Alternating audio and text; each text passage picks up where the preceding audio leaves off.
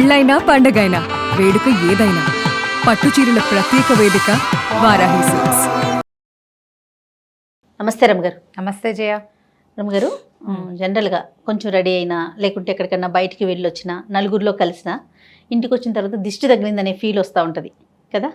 అది ఎలా అంటే ఇవి కొన్ని సందర్భాల్లో మనకు తెలీదు, కానీ ఏదో ఒకలాంటి ఫీల్ దిష్టి తగిలిందని అనుకుంటూ ఉంటాం. అసలు దిష్టి ఉంటుందా? అది మనం ఎలా గుర్తించాలి? అది దిష్టే అనేది ఎలా తెలుసుకోవాలి? ఎలా తెలుసుకోవాలి అంటే ఇప్పుడు ఎక్కడికైనా నలుగురిలోకి వెళ్ళొచ్చాక మనకి తలనొప్పిగా, అన్నం అరగనట్టుగా, విసుగ్గా, బొళ్ళు బరువుగా, పనిచేయ బుద్ధి కాకపోవటం, సోఫాలో పడి బట్టలు మార్చుకో బుద్ధి కాకపోవటం, సోఫాలో పడి ఉంటాం, ఏ కుర్చీలోనే పడి కూర్చుని ఉంటాం, తర్వాత పనికి కొనసాగలేకపోవటం, ఆవలింతలు రావటం, ఒళ్ళు పడిపోతున్న ఫీలింగ్ ఉండటం, ఇవన్నీ కూడా దిష్టి లక్షణాలుగా చెప్తారు పెద్దవాళ్ళు. ఓకే. సాధారణంగా ఏంటంటే మనం ఫంక్షన్లకు వెళ్తామా, ఫంక్షన్లలో కానరాని నడక ఉంటుంది జయ. కానరాని నుంచోటం, ఏం పని చేయం మనం. అటు తిరిగి ఇటు తిరిగి హాయ్ అని హోయ్ అని లేచి నుంచుని వాళ్ళతో అటు నడిచి వీళ్ళతో ఇటు నడిచి గంటల తరబడి నిలబడి అంత నుంచో మామూలుగా మనం అంత నుంచోము అంత నడవము. ఒకరోజు తయారవ్వడానికి ఇంట్లో కూడా హైరాణ. ఫంక్షన్కి వెళ్ళాలంటే ఏదో ఇలా ఫ్యాన్సీ మామూలు బట్టలు వేసుకుని ఆఫీస్కి వచ్చినట్టు రాం కదా. కొంచెం తయారీ ఉంటుంది, కొంపగొడు సర్దుకోవటం ఉంటుంది, పరిగెత్తాలి కదా. ఎక్కడికైనా పరిగెత్తాలంటే పిల్లల్ని తయారు చేయాలి, మొగుళ్ళకి చెప్పాలి, హైరానా. ఈ హైరాన్ అంతా పడి అక్కడికి వెళ్ళాక అక్కడ రిలాక్స్ ఇలా కూర్చోం, తిరుగుతాం. అదే ఇవన్నీ ప్లస్ అయినాయి కదా. నాకు ఎందుకు నవ్వు వచ్చిందో చెప్పండి. పిల్లగూడు కొంప అంటే మీకేమైతే మగ పిల్లలు డ్రింక్ అని దువ్వేస్తే అయిపోతుంది. మా డ్రింకులు ఇప్పుడు మేము దూడం అనేది చాలా ఏళ్ళయింది. ఆడపిల్లలు సవర్ తీసి అబ్బా. అదే ఆడపిల్లలు ఉన్న వాళ్ళకి జల్లేయటం, వాళ్ళని తయారు చేయటం, వాళ్ళకి బట్టలు ఏర్పాటు చేయటం. మాకు ఆ గోల్ లేదు. ఇప్పుడు మాకేం గోళ్ళు ఉంటాయి తెలుసా? మగపిల్లలు ఉన్న వాళ్ళకి సమస్తము కాఫీ ఇస్తే కాఫీ, టీ ఇస్తే టీ, గ్లాసులు ఇవ్వాలి, తెచ్చుకొని లోపల పెట్టుకోవాలి, బట్టలు ఇవ్వాలి, మళ్ళీ వాళ్ళు విప్పేసిన బట్టలు మళ్ళీ సవరించుకోవాలి, ప్రతి పని చెయ్యాలి, వెనకాలకి వెళ్ళి చేసుకోవాలి. అమ్మాయి అయితే కనీసం దాని బట్టలు అది లోపల పెట్టుకుంటుంది. మాకు అవకాశాలు లేవు. సరే, రెండు ఈక్వల్ రమ్ గారు అంతే. సరే, ఇప్పుడు ఇవన్నీ చేస్తామా? ఇక్కడ ఒక అలసట పడే మనం ఫంక్షన్లకు వెళ్తాం. అవునవును. ఓకే. ఇంట్లో కూడా కొంచెం హైరాణ పడే వెళ్తాం, ప్రయాణపు హైరాణ. అక్కడి నుంచి ఫంక్షన్ హాల్ స్టార్టింగ్ నుంచి మొదలుపెట్టి తిరిగి ఇంటికి వచ్చేదాకా మనం కూర్చుని సినిమా చూసినట్టు ఇలా కూర్చోం ఎక్కడాను. అవునవును. తిరిగిన వాళ్ళని తిరిగినట్టే ఉంటాం. ఇంటికి రాగానే బాడీ రిలాక్సేషన్ కోరుకుంటుంది, తిరిగిన తిప్పట తాలూకు ఫలితం కనపడుతుంది. దాన్ని మనం వేరేలాగా భావిస్తాం, అలా కూడా అనుకుంటాం. దానికి తోడు ఎవరైనా 10 మంది మనతో మాదేబా చీరబడి బాగుంది, నగబలి బాగుంది అనగానే ఒక బరువు వచ్చేస్తుంది మనకి లోపల ఫీలింగ్. అందరు బాగుందన్నారు, లేదా అందరు మన పిల్లాడు చంటి పిల్లాడు ఉన్నాడు మన చేతిలో పడి కింద బూరు బుగ్గలు దుబ్బు జుట్టు అందరూ వాడికేసే చూస్తారు. నేనైనా చూస్తా కదా, నేను కూడా చూస్తాం. పిల్లాడు బాగుంటే చక్కగా ముద్దుగా ఉన్నాడు అనుకోవచ్చు, అంటే వెంటో ఇంత చంటివాడు అంతే. ఆ చంటి పిల్లాడు మనం వెళ్తే నవ్వాడు అనుకోవాడు, వాడు సామాన్యంగా ఉన్నా వాడిని ముద్దు చేస్తాం, పలకరిస్తాం. ఇంతమంది చేతులు మారి పిల్లలు ఏడుస్తారు. ఆ పిల్లల్ని ఈ పిల్లల్ని ఎత్తుకుని మనకి చేతులు నొప్పులు పడతాయి అలవాట్లేక. దీంతో పాటుగా అవతల వాళ్ళ ఫోర్సెస్ ప్రతి వాళ్ళవి. జనరల్గా మనుషులకి 2 ఫోర్సులు ఉంటాయి, positive force, negative force. Energies లాగానే పాజిటివ్ ఎనర్జీ, నెగిటివ్ ఎనర్జీ లాగా ఈ ఫోర్సెస్ మనని పట్టుకుంటాయి జయ. పాజిటివ్ ఫోర్స్ ఏంటి? ఇప్పుడు మీరు చాలా బాగున్నారు, మీరు చక్కగా ఉన్నారు, మీరు ఎంత మంచి పని చేసావు, అందంగా ఉన్నావు అంటే నెగిటివ్ ఫోర్స్ అయిపోతుంది. వీళ్ళకి కుళ్ళేమో అని మనకి ఫీలింగ్ వస్తుంది.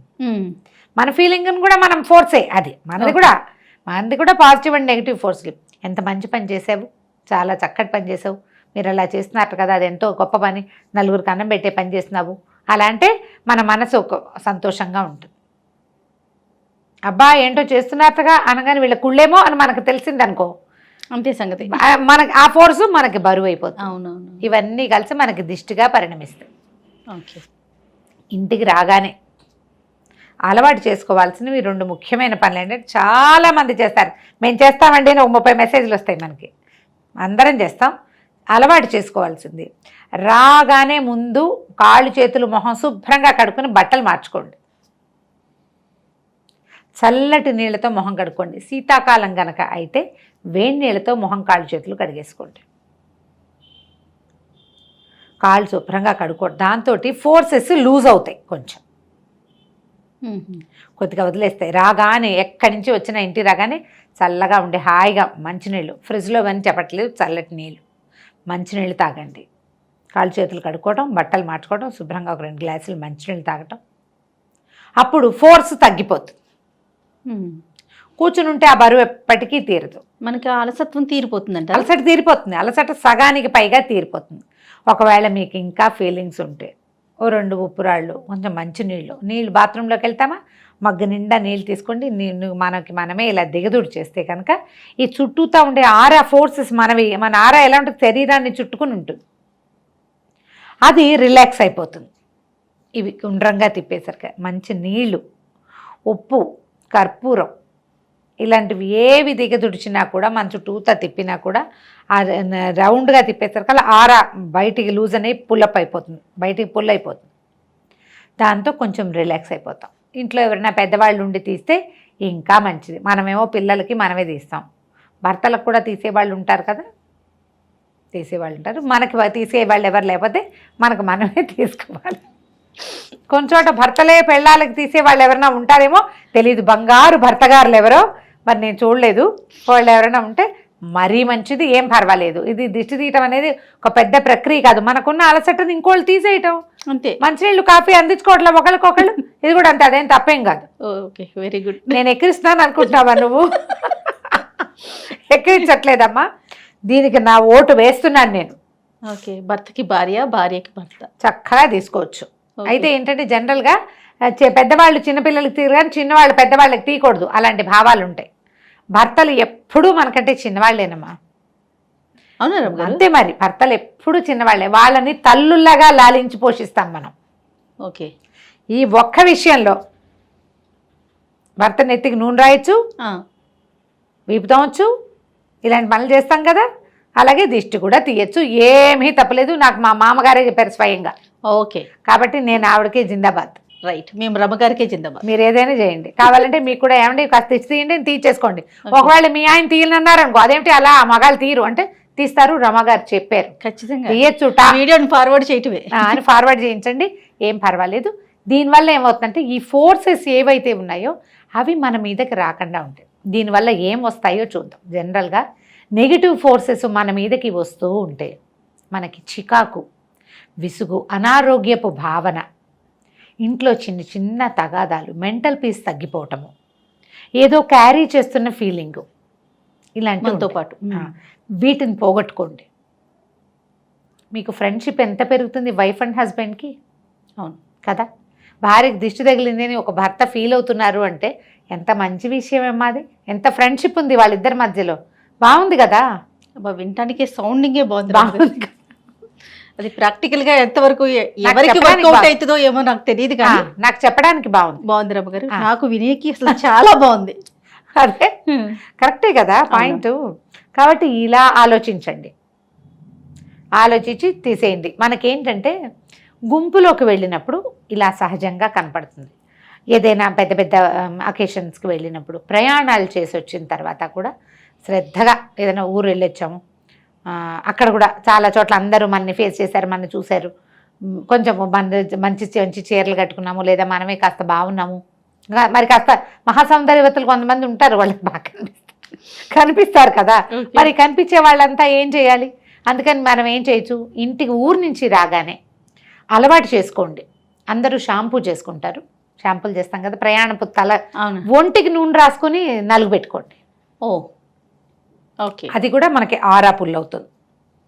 బాగా నువ్వుల నూనె పట్టించడం, చక్కగా నెతికి ఒంటికి శుభ్రంగా తోమేసుకోవటం, రిలాక్స్ అయిపోతారు. అక్కడి నుంచి ఊరు నుంచి తెచ్చిన బట్టల్ని అన్ప్యాక్ చేసేయండి చకచక.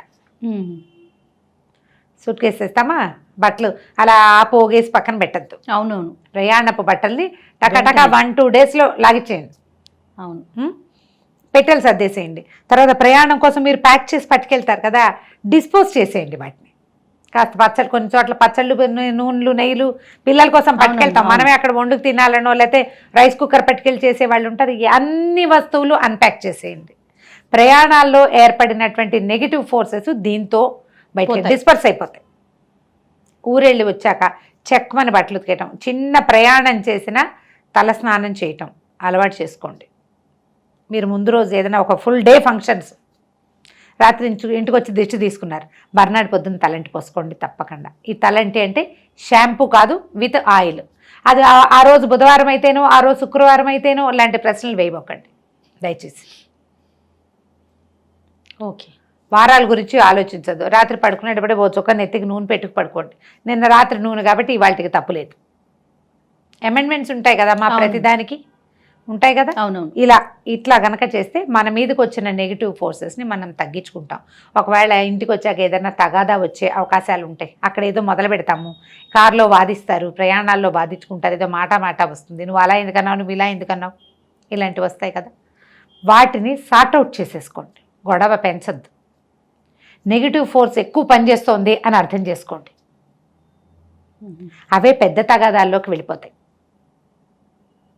ఏముంది వడ్ల గింజలు బియ్య గింజని ఇప్పుడు మేమే సర్దుకోవాలా అని మీ వెనక ట్యాగ్ లైన్ క్వశ్చన్ ఉంటుంది. నేను కూడా అనుకుంటుంది, ఎప్పుడు నేనే ఎందుకు తగ్గాలి అనిపిస్తుంది నాకు కూడా. కానీ మనం తగ్గితే తొందరగా ప్రశాంతత వస్తుంది అనేది మనం తెలుసుకోవాలమ్మా. అవును. మనం తగ్గిపోతే మనం ప్రశాంతంగా ఉంటాం. కనీసం ఒక లోపల మనకు ఒక లావా ఉందనుకోండి, మర్నాడు ఎవరికో చెప్పండి నాబోటి అక్కయ్యకి చచ్చినట్టు ప్రధానికి ఊరుకోవాల్సి వస్తుంది అని, దాన్ని 2-3 రోజుల తర్వాత దాన్ని సార్ట్అవుట్ చేయొచ్చు. అప్పుడు మాత్రం పెంచకండి. ఈ నెగిటివ్ ఫోర్సెస్ దాని మీదకి వెళ్ళిపోయి గొడవలను పెంచేస్తాయి. ఇలా చేస్తే కనుక మీరు ఎక్కడికైనా ఫంక్షన్లకి చక్కగా బొమ్మలాగా తయారై వెళ్తే అక్కడ వచ్చే వెనకాల మీ దిష్టి వ్యవహారాన్ని ఇలా మనం పరిసమాప్తి చేయొచ్చు. ఆలోచించి చూడండి, దీనికి చాలా మందే కనెక్ట్ అవుతారు.